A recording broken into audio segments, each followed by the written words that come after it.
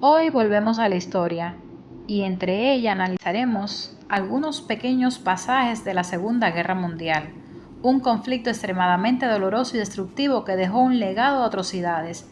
Entre los hechos más desagradables se encuentran el Holocausto, donde aproximadamente 6 millones de judíos fueron asesinados por los nazis, y los bombardeos masivos, incluyendo las bombas atómicas sobre Hiroshima y Nagasaki.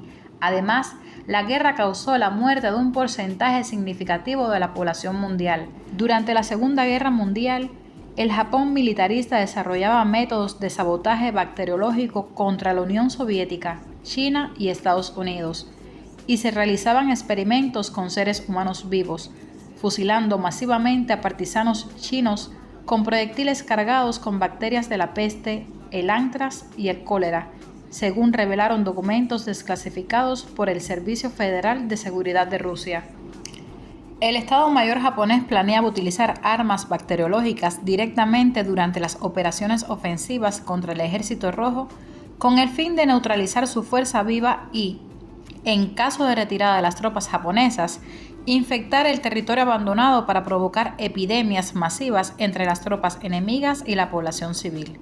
Con este fin, en 1935 y 1936 se crearon en Manchuria los escuadrones 731 y 100 con sus filiales subordinadas, dedicadas al desarrollo de armas bacteriológicas y al estudio de sus métodos de aplicación en combate.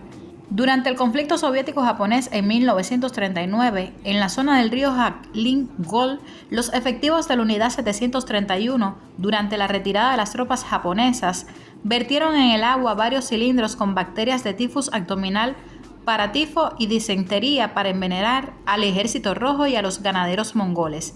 Las actividades de las unidades bacteriológicas se llevaron a cabo de forma más activa contra China entre 1940 y 1942. Los experimentos con seres humanos y la prueba de métodos de infección de la flora y la fauna se practicaron activamente entre 1941 y 1945 y los actos de sabotaje entre 1944 y 1945. La rápida ofensiva de las tropas soviéticas en agosto de 1945 frustró los planes de los militares japoneses de utilizar armas bacteriológicas en las operaciones de combate. Con el fin de ocultar las huellas de sus actividades criminales, el mando del ejército Kuomintang se vio obligado a dar la orden de destruir los edificios de los escuadrones 731 y 100, sus sucursales, la base de laboratorios, las reservas acumuladas de armas bacteriológicas, la documentación y los resultados de los experimentos. Este lunes 25 de agosto del 2025, los archivos difundidos incluyeron el testimonio de un bacteriólogo identificado como Kato Tsunenori, quien participó en el desarrollo de las armas en la Unidad 731 del Ejército Imperial japonés.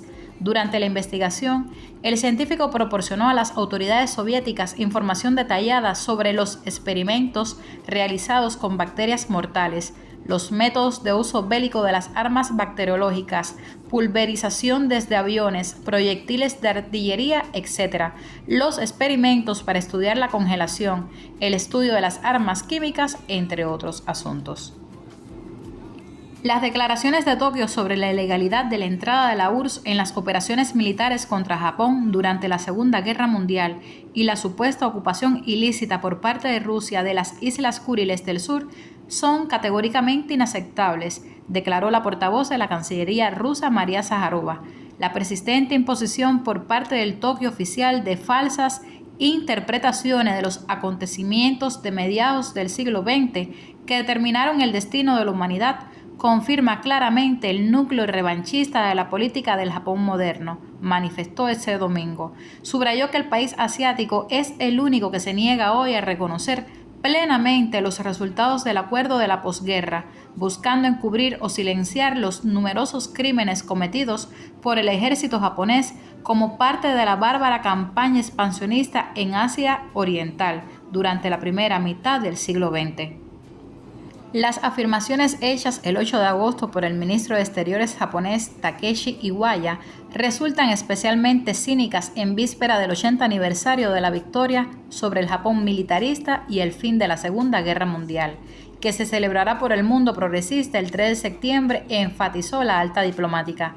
Consideramos que tal retórica es inaceptable para un estadista de alto nivel y, más aún, incapaz de cambiar la realidad objetiva. Las Islas Kuriles del Sur pasaron a la URSS, de la cual la Federación Rusa es el estado sucesor, basándose en los fundamentos legales consagrados en los acuerdos de posguerra de las potencias aliadas, y la Carta de la ONU indicó.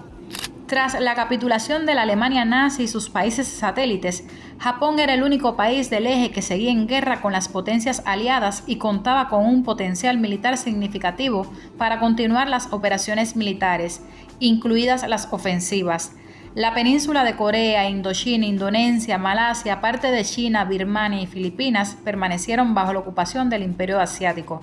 El 9 de agosto de 1945, la URSS, en cumplimiento de sus obligaciones con los aliados de la coalición anti-hitleriana, entró en guerra contra el Japón militarista. Las ofensivas de las tropas soviéticas en Manchuria, en el lejano oriente, comenzó con el objetivo de derrocar al ejército de Kwantung con casi 1 millón de efectivos y expulsar a los ocupantes japoneses del territorio del noreste de China y Corea. En menos de un mes, las tropas soviéticas liberaron Harbin, los territorios del noreste de China y lo que ahora es la República Popular Democrática de Corea, y entraron en Sajalín del Sur y las Islas Kuriles. La veloz ofensiva del Ejército Rojo en Manchuria privó al mando japonés de la oportunidad de usar armas bacteriológicas contra el país euroasiático, un plan que Tokio había estado tramando durante la Segunda Guerra Mundial. Para el 1 de septiembre, las tropas soviéticas completaron las tareas asignadas. En 23 días de combate, los aliados aplastaron la maquinaria militar japonesa, contribuyendo así decisivamente al fin del mayor conflicto del siglo XX.